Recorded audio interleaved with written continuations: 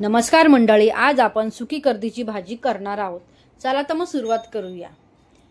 त्यासाठी सुकी कर्दी साफ करून घेतलेली आहे, ती थोडी भाजत ठेवलेली आहे। सुकी कर्दी कधी पण भाजून घ्यावी आधी, म्हणून ती थोडा वेळ आपण तव्यामध्ये भाजून घेऊया। आता आपण 2 मोठे कांदे कापून घ्यायचे, बारीक चिरून घ्यायचे मोठे आणि 2 मोठे टमाटर। आता हे बऱ्यापैकी आपलं कापून झालेले आहे आणि त्यामध्ये घालण्यासाठी एक थोडासा बटाटा घ्यायचा। बटाटा आता बारीक चिरून घ्यायचा, म्हणजे लगेच शिजतो। थोडा बटाटा बारीक बारीक आपण कापून घ्यायचा। आता हे तयार झालेले आहे। आता आपण इथं तवा तापत ठेवलेला आहे, त्यामध्ये आपण 2 चमचे तेल घालून घेऊया।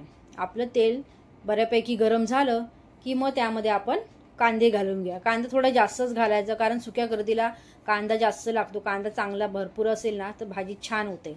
आणि तो कांदा आपण लाल होईपर्यंत भाजून घ्यायचा, व्यवस्थित एकदम लाल करायचं व्यवस्थित। सगळा आपला बऱ्यापैकी कांदा भाजून झालेला आहे। त्यात आपण 2 मोठे टमाटर बारीक चिरले टाकून घेऊया। लगेच त्यामध्ये आपण मसालेही घालून घेऊया। 1 चमचा हळद घालून घेऊया आणि 1 मोठा चमचा आपण लाल मसाला घालून घेऊया आणि चवीपुरती मीठ घालून घेऊया। तुम्हाला जेवढे चवीपुरते आहे तेवढे आपण मीठ घालून घेऊया। आता हे सगळं आपण पूर्णपणे मिक्स करून घ्यायचं, व्यवस्थित सगळं मिक्स करून घ्यायचं। आता आपला बऱ्यापैकी हा मसाला मिक्स झालेला आहे। आपण त्यामध्ये आता धुतलेली कर्दी, आपण जी सुकी साफ करून ठेवलेली आहे ती आपण कर्दी बटाटा याच्यामध्ये घालून घेऊया। व्यवस्थित कर्दी धुवून स्वच्छ आपण त्याच्यामध्ये घालून घेऊया। बऱ्यापैकी आपली आता ही कर्दी आपण घालून घेतलेली आहे। आता आपण ही पूर्णपणे मिक्स करून घेऊया। आता आपली ही पूर्ण भाजी ही सगळी मिक्स झालेली आहे। आता आपण त्यामध्ये अर्धा ग्लास पाणी घालूया। बटाटा आणि कर्दी शिजण्यासाठी थोडंसं पाणी घालून घेऊया आणि आपण झाकण मारून त्याला वाफ देऊया।